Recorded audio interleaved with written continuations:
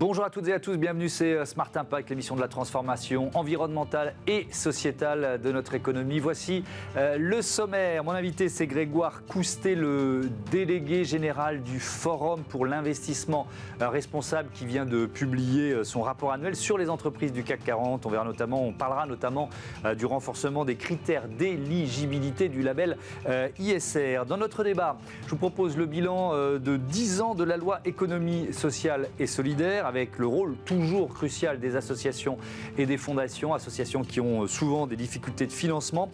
Et puis dans notre rubrique consacrée aux startups, vous découvrirez Neptune Éléments, ou quand les algues deviennent la base d'une nouvelle filière alimentaire. Investissement responsable, économie sociale et solidaire, alimentation durable, 3 enjeux majeurs, 30 minutes pour les détailler, c'est parti.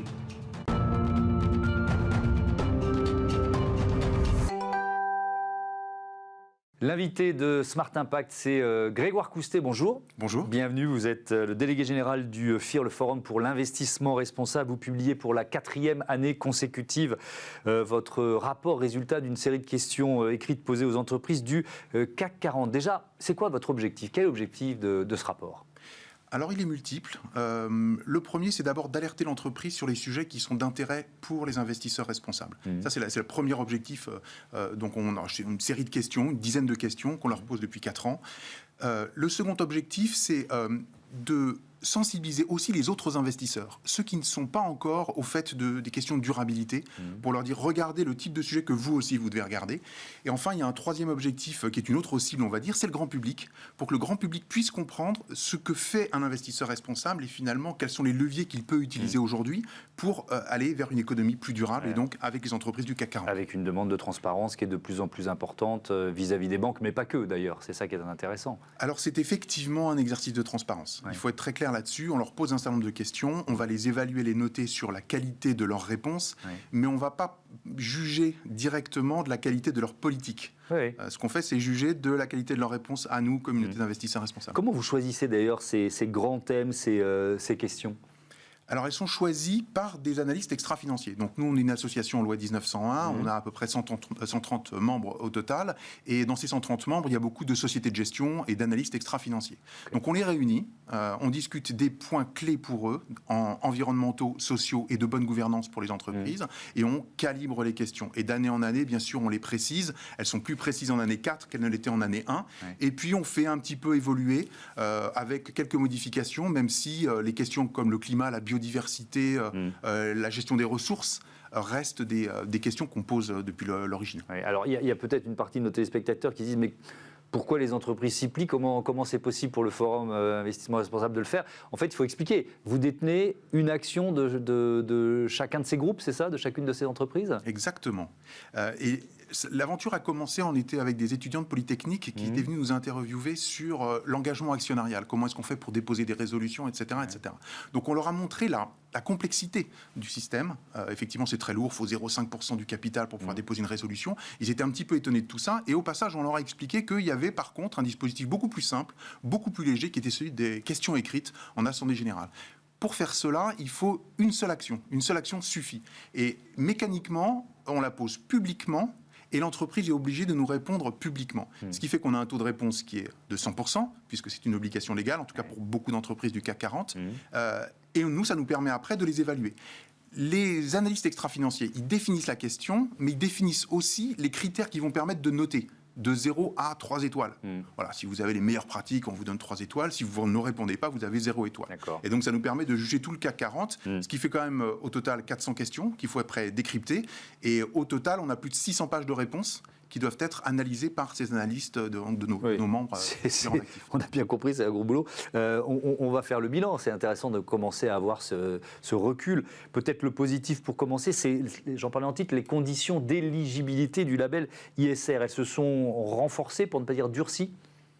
Alors récemment, oui. Alors c'est un sujet qui est lié effectivement aux entreprises parce que souvent, les entreprises qui sont dans les fonds ISR traditionnels appartiennent au large cap, donc au CAC 40, le SBF 120 et d'autres entreprises, mais c'est aussi vrai à l'international. Donc il y a un lien entre les deux. Alors, ce label ISR, il était arrivé je ne vais pas dire en bout de course, ça serait un petit peu difficile, mais il avait des années d'existence sans modification fondamentale, donc il était temps de le réformer. Donc exclusion des activités fossiles, c'est ça, enfin, des investissements dans les énergies fossiles? C'est ultimement la décision qu'a pris Bruno Le Maire, oui, en bout de course. C'était une proposition du comité du label, qui est dans le cadre de sa révision. Il y avait d'autres questions, mais effectivement, un des points majeurs, un des points clés, ça a été l'exclusion des entreprises du secteur fossile, tous ceux qui faisaient notamment des nouvelles prospections et qui avaient de nouveaux projets. Ce qui veut dire, par exemple, que pour un émetteur français du CAC 40 comme Total Energy, il se retrouve exclu des fonds qui seront labellisés ISR dans le futur. Oui, c'est évidemment pas neutre. Alors, moins positif, on va dire, cet amendement Say on Climate qui a été rejeté en commission mixte paritaire lors de l'examen du projet de loi sur l'industrie verte. Peut-être on peut rappeler le principe du Say on Climate et puis, voilà, qu'est-ce que ça pourrait apporter de plus ? Alors, nous sommes des grands avocats du Say on Climate, qui est une initiative britannique à l'origine. D'abord, on s'est posé la question de savoir si c'était applicable dans le droit français. Et il se trouve que oui. En fait, on a fait une analyse juridique il y a quelques années, on a publié un papier sur le sujet. Le Haut Comité juridique de place, qui est rattaché à l'AMF en France, est arrivé à la même conclusion. Et donc, nous, on a poussé, dans le cadre d'un certain nombre de propositions et dans le cadre de la loi sur l'industrie verte de l'année dernière, à la prise en compte, effectivement, du Say on Climate systématique pour toutes les entreprises cotées. Alors, qu'est-ce que c'est que le Say on Climate ? En fait, c'est de dire, en Assemblée générale, et de mettre au vote sa stratégie climat. Compte tenu des enjeux, l'importance des enjeux climatiques, ça nous paraissait essentiel qu'à côté de l'activité économique de l'entreprise, on puisse comprendre effectivement quelle est la stratégie de l'entreprise et qu'on puisse voter dessus. Avec un principe qui était un petit peu novateur, en tout cas ce qui concerne le droit français, c'est que on le met au vote de manière obligatoire. En revanche, on ne demande pas à l'entreprise de systématiquement suivre les recommandations de ce Say on Climate, puisqu'il était important de laisser le conseil d'administration à la manœuvre, finalement, de l'entreprise. Alors bon, c'est pas passé en commission mixte paritaire, mais en préparant l'émission, je me suis dit, mais d'une certaine façon, ça renforce d'autant plus l'importance de votre rapport. C'est une sorte de Say on Climate, votre rapport. Alors, c'est pas une mise au vote. J'ai bien compris. Mais la réglementation internationale, CSRD, notamment la directive européenne qui se met en œuvre, va demander un certain nombre de données complémentaires. Donc, on aura de l'information sur le climat. Mais là, ce qui est très intéressant avec le Say on Climate et de ce vote systématique, c'est qu'on peut mesurer finalement l'adhérence ou l'adhésion des investisseurs avec la politique de l'entreprise. Bon, donc il y a là encore un progrès potentiel. Alors, ce rapport, il propose aussi un classement des entreprises. Sur le podium, on va citer L'Oréal et Veolia, qui sont en tête avec une moyenne de 1,9 sur 3, donc c'est 3 étoiles, c'est ça, elles sont presque à 2 étoiles, et Michelin qui est juste derrière, 1,8. D'une manière générale, on ne va pas forcément pointer du doigt les mauvais élèves, mais d'une manière générale, il y a un progrès en 4 ans, ou alors il y en a qui n'arrivent pas à avancer, quoi. Alors, il y a plusieurs cas. Oui, il y a un progrès général. On va dire que le CAC 40 s'est mieux saisi du sujet, nous répond avec plus de précision. Donc, il y a un progrès général indiscutable. Après, il y a un autre petit sujet, c'est notre propre évaluation. On a décidé, nous, de la renforcer et d'être plus exigeants dans le temps, puisque maintenant qu'ils sont habitués à l'exercice, et notamment sur la question climatique, avec des demandes plus chiffrées, ce qui fait qu'on voit les moyennes baisser, ce qui ne veut pas dire qu'il n'y a pas un effort de l'entreprise, par ailleurs. Mais nous, on continue à cranter en termes d'exigence. D'accord. Vous êtes plus exigeant, donc une moyenne peut baisser. Exactement. Par exemple, sur la communication sur les émissions négatives ou les externalités négatives, c'est pas exactement la même chose. Mais ça, on voit que certaines entreprises sont réticentes, répondent pas forcément ou répondent partiellement quand il s'agit d'aborder ce thème. Alors oui, sur les émissions négatives, ce qui est essentiellement la compensation finalement, ils sont assez peu au fait, en tout cas, de la nécessité d'information auprès des investisseurs responsables. Encore une fois, ça c'est quelque chose qu'on a introduit dans cette année, dans notre questionnement. Il faut acculturer. C'est-à-dire que c'est un travail quotidien, enfin régulier. Alors, il faut acculturer les entreprises sur nos demandes. Il faut s'acculturer nous-mêmes en tant que communauté. Puis ceux qui sont moins responsables, va-t-on dire, qui n'ont pas encore pris la dimension des choses. Donc, oui, bien sûr qu'il y a un travail d'acculturation permanente. L'avantage de cet exercice, c'est qu'il est public. Et c'est pour ça qu'il est très intéressant. C'est que ça nous permet effectivement de classer les entreprises, de distribuer un petit peu des bons points ou de dire là où il faut faire des efforts. Alors, on a décidé aussi de s'engager plus particulièrement avec les entreprises qui sont en bas de classement, pour essayer de comprendre pourquoi est-ce qu'elles sont en bas de classement, et on va essayer de les tirer un peu vers le haut. Dernier, il nous reste 1 minute 30, je voudrais qu'on parle de biodiversité, parce que pendant longtemps, ça a été un peu l'oublié des politiques environnementales, de politiques publiques aux politiques des entreprises. Est-ce que ça change, ça ? Oui, ça change. Alors, le climat a clairement montré un chemin. Maintenant, il y a des difficultés méthodologiques d'une autre nature sur la biodiversité. C'est ce que j'allais vous dire, c'est plus difficile à quantifier. C'est plus difficile, mais à la même hauteur que le climat, on est sur des enjeux qui sont systémiques, qui sont planétaires. On parle de l'avenir de l'humanité, donc il faut absolument qu'elles soient prises en compte, aussi bien biodiversité que climat, et les articuler ensemble, parce que certaines mesures pour le climat peuvent être mauvaises pour la biodiversité, et inversement. Donc il faut être très vigilant pour avancer sur au moins ces deux jambes en matière d'environnement. Merci beaucoup Grégoire Coustet, à bientôt sur Bismart. On passe à notre débat, les 10 ans de la loi économie sociale et solidaire. Retrouvez le débat de Smart Impact avec Veolia.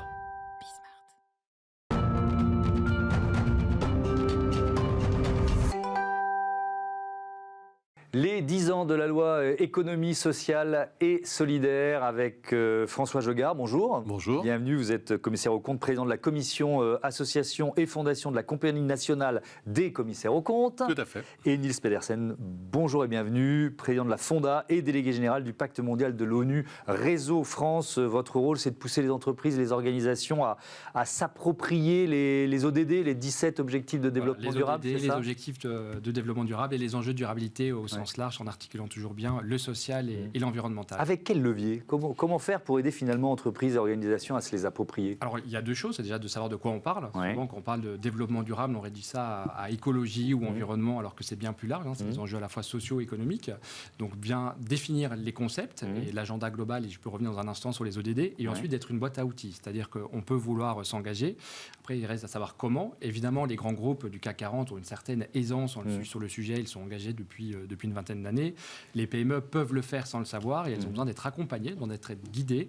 Et donc le Pacte mondial offre une boîte à outils au pluriel pour permettre aux entreprises de s'engager à la fois dans une démarche droits humains, protection des travailleurs, environnement ou de la lutte contre la corruption.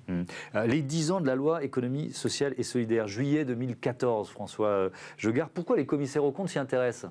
Parce qu'on va contrôler aujourd'hui les comptes de plus de 25 000 à 30 000 associations, fondations, fonds de dotation sur l'ensemble du territoire.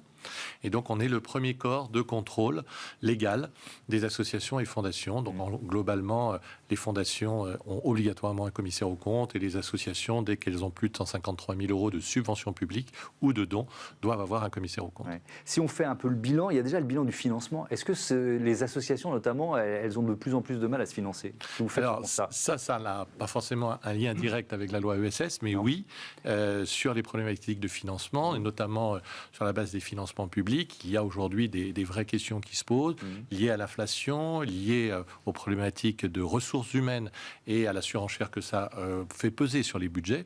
Donc oui, aujourd'hui, on regarde ça très attentivement. Bien évidemment, c'est aussi dans nos fonctions de commissaire aux comptes, puisqu'on a des prérogatives un peu légales, notamment sur la procédure d'alerte, lorsque les choses ne vont pas bien. Mais bien avant cette situation, on est là aussi pour mettre en avant les situations financières difficiles quand elles existent pour que la gouvernance en prenne connaissance, le sache et puisse agir. Ouais, quelques chiffres sur cette économie sociale et solidaire. Ça représente 2 600 000 emplois aujourd'hui en France, 10% du nombre d'emplois, 14% des emplois du secteur privé. Est-ce que c'est un secteur en développement ? Je ne sais pas lequel des deux veut en parler, peut-être François Jogard. Alors, on a... Si vous avez cité le terme de 2 millions, mais il y a des structures qui ont des importances économiques très différentes entre l'association de quartier qui fonctionne avec quelques bénévoles et qui éventuellement peut avoir un salarié, et puis des associations qui ont plusieurs centaines de salariés et qui gèrent des maisons de retraite, des hôpitaux, des écoles, des universités, etc. Donc on voit qu'il y a une grande diversité d'acteurs. C'est toujours quelque chose qui est très vivant, le monde associatif, avec beaucoup de création, beaucoup d'implication, et qui est tout simplement aussi indispensable à l'équilibre de la société et à l'implication de l'ensemble des citoyens à la vie commune. Niels Pedersen, comment les ODD s'imbriquent avec les enjeux de la loi économie sociale et solidaire? Assez facilement, peut-être pour rappeler quand même sur les ODD, c'est vrai que c'est porté par les Nations Unies, mais ça ne concerne pas que les États. Et c'est un des rares textes avec les accords de Paris qui concerne tous les acteurs, la puissance publique, évidemment, l'État, les collectivités, les entreprises et la société civile, donc les ONG et les associations. Donc on voit bien déjà qu'elles ont une responsabilité première et ce n'est pas simplement celle de l'État. Les associations associations, elles ont une légitimité, elles sont experts. Et François le disait, une association de quartier, elle connaît son public, elle connaît les préoccupations. Et donc, elle développe une expertise au travers à la fois du bénévolat, de ses salariés. Et donc, elle cultive à la fois une expertise, ce qu'on appelle de l'innovation sociale. Et donc, elle va pouvoir apporter un certain nombre de réponses. Si on regarde sur des sujets un peu plus anciens aux EDD, mais sur la santé, par exemple, dans le domaine de la lutte contre le sida, ce sont les patients, les premiers qui ont apporté un certain nombre d'innovations parce qu'ils étaient concernés. Quand on prend dans le domaine de l'environnement, par définition, les bénévoles ont une expertise et ça donne des cas très singuliers. Vous avez par exemple la LPO qui travaille avec le MEDEF et l'Office français de la biodiversité pour produire un MOOC pour amener les entreprises à travailler sur les sujets de la biodiversité parce que les militants associatifs, depuis plus de 30 ans, ont acquis une expérience et acquis de la légitimité. Il n'y aurait pas eu les militants de la Ligue de protection des oiseaux Il y aurait eu d'autres choses sûrement, mais moins longues. Et donc les ODD, c'est un langage commun, c'est un cadre commun d'intervention qui permet à tout un chacun de s'engager. D'abord les acteurs associatifs entre eux, et François l'a dit, il y a une diversité d'acteurs qui n'ont pas forcément la même temporalité ou exactement les mêmes objectifs sur le même territoire entre associations, fondations, coopératives, mais aussi avec la puissance publique et les États. Et donc ça permet à tout un chacun de savoir où on va, quel objectif on se fixe en 2030 au travers de 17 objectifs de cibles et d'indicateurs. Et ensuite, il manque évidemment le mode d'emploi au travers de l'ODD 17 qui est les partenariats, mais il manque un mode d'emploi sur le faire ensemble. Et c'est là aussi où des acteurs comme la Fonda viennent donner Alors justement, j'allais vous demander de nous expliquer ce qu'est la Fonda. Alors la Fonda, c'est deux choses. C'est d'abord un think tank. C'est un think tank qui depuis 40 ans a structuré la pensée du fait associatif, parce que derrière tout ça, il y a aussi des concepts. Donc depuis 40 ans à travailler sur le sujet. Et aujourd'hui, c'est aussi une boîte à outils, typiquement sur la question du faire ensemble et les ODD. Ce que je viens de vous dire, comment on met des acteurs, c'est-à-dire associatifs, entreprises et puissances publiques sur un même sujet. Prenons la précarité énergétique. Tout le monde est d'accord pour lutter contre la précarité énergétique. En revanche, tout le monde n'a pas la même façon de procéder, les mêmes budgets, les mêmes financements ou les mêmes agendas. L'agenda du maire n'est pas celui du président d'association. Et donc, derrière tout ça, il faut de l'ingénierie. C'est-à-dire, il faut des mécanismes pour apprendre à se connaître, à parler le même langage. Et les ODD, en ça, sont utiles. Et se donner une méthodologie de projet pour avancer. On n'a pas parlé des entreprises, mais dans l'économie sociale et solidaire, il y a des entreprises. Je sais bien que le thème de notre débat, c'est associations et fondations, mais il y a de plus en plus d'entreprises qui... C'est presque devenu un modèle, l'économie sociale et solidaire, notamment pour des jeunes femmes, hommes, chefs d'entreprise qui créent leur start-up, quoi. Non, c'est essentiel de pouvoir faire cette comparaison. Et c'est d'ailleurs ce que l'on a mis en évidence lors de notre grande journée associations et fondations de fin janvier, où on réunit 350 commissaires aux comptes et où on parle de l'avenir des fondations. Nous, en tant que commissaire aux comptes, on est très investi auprès des entreprises dans le cadre de la mise en place des rapports de durabilité et de leur audit.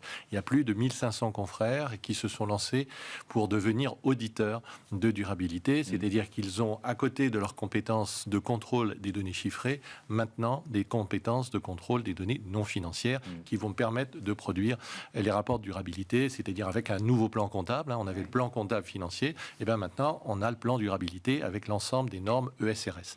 Donc ça, c'est une vraie transformation. Et nous voyons la professionnalisation qui se fait auprès des entreprises. Les directions financières deviennent de plus en plus costauds, entre guillemets, sur l'ensemble de ces sujets. Et comme ce texte de la CSRD est applicable aux grandes entreprises, mais n'est pas directement applicable aux associations, aux fondations, même les plus grosses, eh bien, on s'aperçoit qu'il y a un décalage entre la compétence des uns et la compétence des autres, alors que, historiquement, les fondations, les associations sont celles qui ont porté de manière très forte l'ensemble de ces problématiques environnementales, gouvernance et sociales.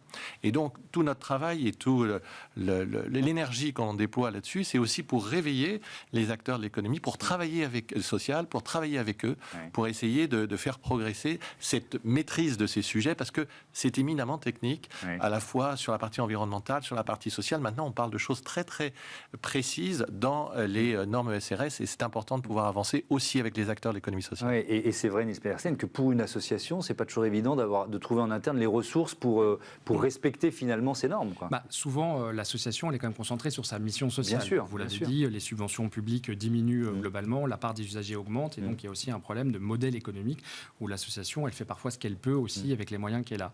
Et donc elle va concentrer son action sur ce qu'on appelle les bénéficiaires. Et donc effectivement, à un moment, elle a envie de faire d'autres choses. Alors il y a une sobriété qui est aussi un peu subie. On a parlé des financements, donc elle subit cette sobriété, mais elle veut aussi se transformer. On parle des territoires. Une association, c'est un acteur du territoire. Donc de toute façon, il a un impact immédiat. Et d'ailleurs, une PME et un acteur associatif, ils ont quand même des similitudes. C'est-à-dire qu'ils ont envie que le territoire s'engage et soit dynamique. Donc c'est aussi la limite du modèle, et c'est aussi pour ça, à la fois au travers de la compagnie des commissaires aux comptes ou le pacte mondial, permet aussi à ces organismes de se transformer, ou aussi à des organismes, je pense à IDEAS ou au Don Confiance, qui amènent aussi ces organismes aujourd'hui à faire prendre conscience qu'il faut se transformer. Oui, alors allez-y, vous voulez intervenir. Non, juste pour dire qu'on a les mêmes problématiques avec les PME aussi. Oui. Parce que autant pour les grands groupes, ils dégagent un certain nombre de ressources pour pouvoir écrire ces rapports de durabilité, on a la même problématique sur les PME, sur lesquelles ils nous disent exactement la même chose, mais comment va-t-on faire pour appréhender ces problématiques? Or, en fait, il faut bien comprendre que ce n'est pas une problématique de nouvelle réglementation, c'est un problème de changement de modèle économique de l'ensemble des acteurs. Vous le connaissez bien, ces sujets ici, bien évidemment. On les traite tous les jours, bien sûr. Mais ce qui est important, c'est de bien faire comprendre ça, que ce n'est pas une norme de plus qui arrive, c'est juste la manière de professionnaliser l'appréciation des changements de modèle économique liés à la crise climatique. Mais ce qui est, par exemple, intéressant, c'est que vous avez une association qui va s'occuper, effectivement, alors vous avez parlé des malades du sida, de questions sociétales, et qui ne vont pas forcément avoir intégré des enjeux environnementaux. C'est toute la problématique. Et qui vont se dire, tiens, mais mon bilan carbone, il n'est pas bon, qu'est-ce que je fais? Vous voyez ce que je veux dire ? Et c'est tout notre travail de leur faire prendre conscience qu'il faut avoir une approche à 360 degrés.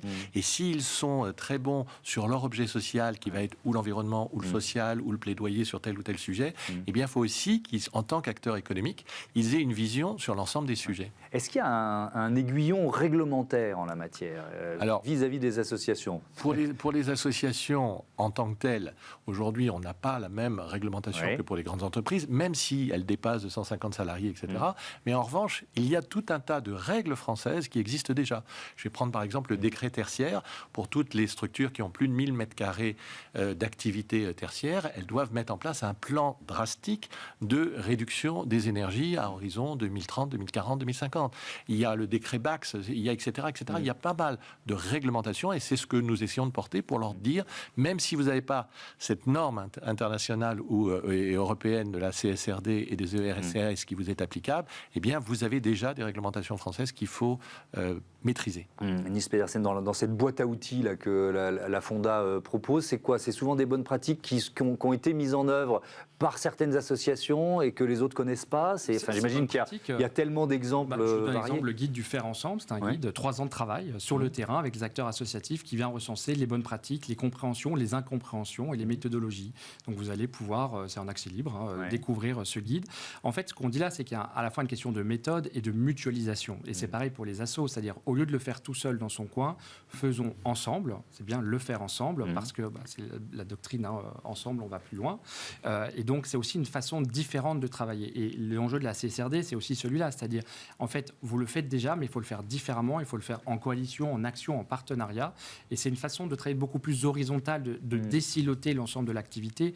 Et l'économie sociale et solidaire, en ça, est un bon liant aussi entre les différentes activités, qu'elles soient publiques ou complètement privées.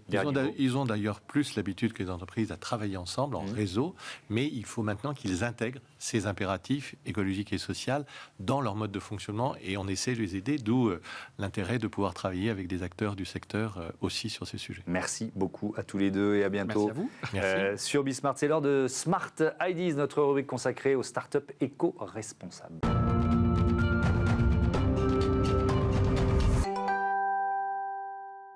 Smart Ideas avec Victoire de la Paz, bonjour. Bonjour. Bienvenue, vous êtes la cofondatrice de Neptune Éléments, créée en 2021 avec Cécile Bury. C'était quoi votre idée de départ? Racontez-moi.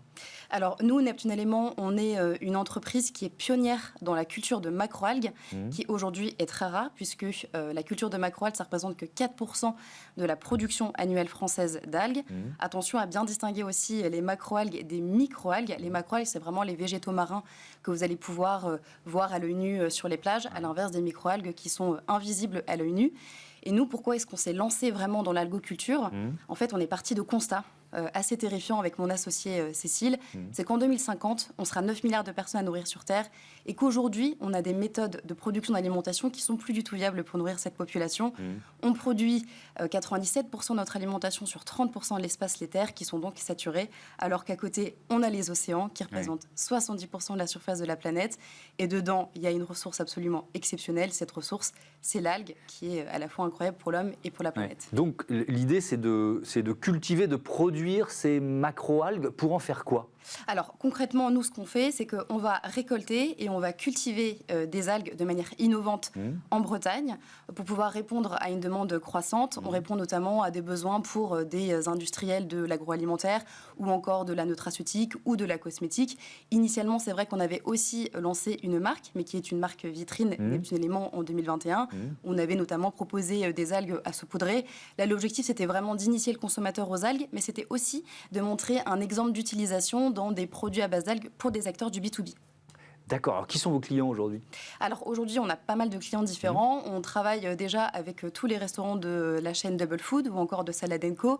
Et on a surtout près de 1 million de pré-demandes d'algues qui sont faites. Et c'est pour ça qu'aujourd'hui, eh bien, en fait, on relève des fonds pour pouvoir justement aller au bout et financer une extension de notre site de production. Il y avait une première levée de fonds annoncée d'1 million d'euros en 2022, c'est ça? Donc là, vous êtes dans la deuxième levée. Oui. Voilà. Vous ambitionnez quoi et pour faire quoi? Alors, cette levée de fonds donc, de 2 millions d'euros, là, l'objectif, c'est vraiment de financer notre extension sur notre site de production pour pouvoir répondre à la demande grandissante en algues. L'objectif, c'est aussi de financer notre R&D, puisque ce qu'on fait, c'est qu'on va aussi cultiver des espèces d'algues qui ne sont pas encore cultivées en France, alors qu'elles sont très demandées à l'échelle mondiale, comme par exemple les algues rouges. Et l'objectif, c'est évidemment de pouvoir répondre à cette demande croissante au niveau des algues. Donc, on a vu quelques photos, quelques images. Donc, c'est quoi? C'est une espèce de ferme alors on est vraiment en bord de mer, on est un peu à l'intérieur, un peu au large. En fait, il y a plusieurs possibilités, ça dépend vraiment des espèces. Vous pouvez soit cultiver des espèces vraiment en bassin à terre, donc ça c'est surtout pour les algues vertes qu'on ne peut pas cultiver en mer. Et pour les grandes laminaires qu'on voit du coup sur la vidéo, les algues brunes, là on va vraiment les cultiver du coup en mer. Et nous, ce qu'on a au niveau de notre expertise, c'est qu'on va cultiver à haut rendement plusieurs espèces d'algues, donc à la fois à terre et à la fois en mer. Alors moi, j'en ai jamais mangé, ou alors j'en ai mangé sans le savoir, ce qui est une possibilité. Quels avantages, puisque vous nous avez dit, attention, 9 milliards d'humains, on n'y arrivera pas, quels avantages en termes de bilan carbone, par exemple, de produire ces algues, de les intégrer à notre alimentation par rapport à notre alimentation traditionnelle? Alors, déjà, il faut savoir qu'en effet, introduire de l'algue dans son alimentation, c'est extrêmement simple puisque c'est un super aliment. Il y a une variété extraordinaire de nutriments dans les algues. Il y a à la fois des vitamines, des minéraux, des protéines. Donc, c'est une alternative protéique à potentiellement des aliments qui vont être très riches et qui vont produire énormément de CO2. Mais l'algue en tant que telle, c'est aussi ce qu'on appelle, nous, en interne, chez Neptune Éléments, un super-héros, puisqu'elles vont capter le CO2 plus vite que les végétaux terrestres. Pour vous dire, au niveau de la capture de CO2, les macroalgues, elles vont avoir un pouvoir de capture qui va 3,5 fois plus vite que la forêt amazonienne. Donc le fait de les cultiver, déjà, il y a un bénéfice pour le. Il y a un bénéfice. Et en plus de ça, ça va aussi avoir un effet sur la reconstitution des écosystèmes marins. Donc nous, l'objectif, c'est vraiment d'avoir vraiment un impact positif de la production jusqu'au produit fini. Je disais que vous étiez soutenu par le ministère de la Mer. Je trouverais aujourd'hui vous accompagne dans l'accomplissement de l'entreprise, on va dire ça comme ça. Oui, on a depuis toujours été très soutenu par tout l'écosystème, que ce soit le ministère de la Mer, Vincent Doumézel, conseiller océan à l'ONU, ou encore même nos investisseurs, nos premiers clients. On a été aussi au One Ocean Summit, où on était une entreprise qui représentait du coup la filière de l'algue, on a rencontré le président de la République. Le but, c'est d'aller vite, c'est d'aller loin, mais pour ça, il faut qu'on soit ensemble. Merci beaucoup d'être venu nous présenter Neptune Éléments. Et d'ailleurs, j'en profite juste avant de partir, c'est que du coup, sur notre levée de fonds, n'hésitez pas à nous contacter si ça vous intéresse, puisqu'on ouvre aussi au Business Angel. D'accord, le message est passé. Merci, je vous dis à demain et je remercie moi Cyrielle Chazal à la programmation production, Angel Jean Girard, le réalisateur, Saïd Mamou au son. Salut.